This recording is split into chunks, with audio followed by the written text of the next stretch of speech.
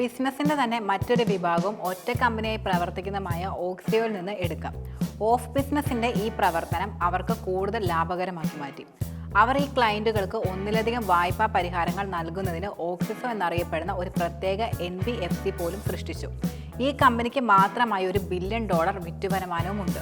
NPAകൾ എന്ന് പറയുന്നത് അടിസ്ഥാനപരമായി നോൺ പെർഫോമിംഗ് അസറ്റ്സ് ആണ്. അപ്പോൾ വായ്പയ്ക്ക് ശേഷം തിരിച്ചെടുക്കാൻ കഴിയാത്ത തുകയാണിത്. ഓഫ് ബിസിനസ് കമ്പനിക്ക് റോ മെറ്റീരിയൽസ് നൽകുന്നതിന് ധനസഹായം നൽകിയാൽ കമ്പനി തിരിച്ചടയ്ക്കുന്നതിൽ വീഴ്ച വരുത്താനുള്ള സാധ്യതയുമുണ്ട്. അങ്ങനെ വരുമ്പോൾ ഓഫ് ബിസിനസ്സിൽ അവരുടെ പണം ലഭിക്കാതെ വരും. അപ്പോൾ NPAകൾ കുറയ്ക്കാനായി അവർ മറ്റു 2 മാർഗങ്ങൾ കണ്ടെത്തുകയുണ്ടായി: അണ്ടർ റേറ്റിംഗും കളക്ഷനും. അണ്ടർ റേറ്റിംഗ് ലളിതമായി പറയുകയാണെങ്കിൽ ആരെങ്കിലും ക്രെഡിറ്റ് യോഗ്യതയുള്ളതാണോ എന്ന് നിർണ്ണയിക്കുന്നതിനുള്ള ഒരു പൂർണ്ണമായ പ്രക്രിയയാണിത്. കളക്ഷൻ വായ്പക്കാരിൽ നിന്ന് പേയ്മെൻറ്റുകൾ തിരിച്ചു പിടിക്കുന്ന പ്രക്രിയയാണ് കളക്ഷൻ എന്ന് പറയുന്നത്. അപ്പം ഓഫ് ബിസിനസ് ഇത് വളരെ നന്നായി കൈകാര്യം ചെയ്യുന്നുണ്ട്. കാരണം അവർ ഒരു നിശ്ചിത തോതിലുള്ള ക്രെഡിറ്റിംഗ് യോഗ്യതയല്ലാത്തതും 20 കോടി രൂപയിൽ താഴെ വരുമാനമില്ലാത്തതുമായ കമ്പനികൾക്ക് വായ്പ നൽകുന്നില്ല. അപ്പം ഓഫ് ബിസിനസ്സിൽ കളക്ഷൻ ഹെഡായ അശോക് ഭംഗിയായി വായ്പക്കാരിൽ നിന്ന് പേയ്മെൻറ്റുകൾ തിരിച്ചു പിടിക്കുകയും ചെയ്യുന്നുണ്ട്.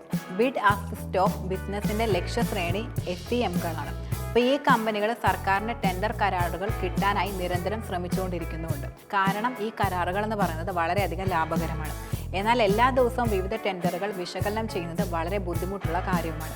ഇവിടെയാണ് അശോകിൻ്റെ ബിഡ് അസിസ്റ്റ് SCMകൾ ഗുണകരമാകുന്നത്. കമ്പനിക്ക് ഒരു ടെൻഡർ അനുയോജ്യമാണോ ഇല്ലയോ എന്ന് മാത്രമല്ല, ടെൻഡർ ലഭിക്കാനുള്ള വിജയ സാധ്യതകളും ബിഡ് അസിസ്റ്റ് നൽകുന്നുണ്ട്. ഇതൊരു സൗജന്യ ഉപകരണമായതിനാൽ തന്നെ SMEകൾ അതിൽ എളുപ്പത്തിൽ രജിസ്റ്റർ ചെയ്യുകയും അവരുടെ വിശദാംശങ്ങൾ നൽകുകയും ടെൻഡറുകളെക്കുറിച്ച് അപ്ഡേറ്റ് ചെയ്യുകയും ചെയ്യുന്നുണ്ട്. ഇത് അവരുടെ ലീഡ് മാഗ്നറ്റായി മാറുന്നു. ഇത് അവർക്ക് 20 ലക്ഷം SMEകളെ പ്ലാറ്റ്ഫോമിൽ നേടിക്കൊടുത്തു. ഇത് അവരുടെ ഫിനാൻസ് മേഖലയെ വളരെയധികം സഹായിക്കുകയും ചെയ്തു. കാരണം നിരവധി വിതരണക്കാർക്ക് അവരുടെ ക്ലയൻറ്റുകൾക്ക് സമയത്ത് പണം നൽകാത്തതിൽ പ്രശ്നമുണ്ടായിരുന്നു. അതിനാൽ ഈ വിതരണക്കാർ ഓഫ് ബിസിനസ്സുമായി അവരുടെ ലീഡുകൾ ഷെയർ ചെയ്യാൻ താല്പര്യം കാണിക്കുകയും ചെയ്തു. കാരണം ഓഫ് ബിസിനസ് ഈ SMEകൾക്ക് ധനസഹായം നൽകാൻ സഹായിക്കുന്നതാണ്. വിതരണക്കാർക്ക് കൂടുതൽ വേഗത്തിൽ പണം ലഭിക്കുകയും ചെയ്യുന്നുണ്ട്. B2B മേഖലയിൽ വിതരണക്കാർക്കും SMEകൾക്കും പ്രയോജനകരമായ മാർഗങ്ങൾ കണ്ടെത്തിക്കൊണ്ട് വാർഷിക വരുമാനമായി 463 കോടി നേടുകയും 5 ബില്യണിലധികം മൂല്യമുള്ള കമ്പനിയായി ഓഫ് ബിസിനസ് മാറുകയും ചെയ്തു. വ്യത്യസ്തമായി ചിന്തിക്കുന്നവർക്ക് സ്വപ്നതുല്യമായ ബിസിനസ് വിജയം അപ്രാപ്യമല്ലെന്ന് ഇതിലൂടെ തെളിയുന്നതാണ്.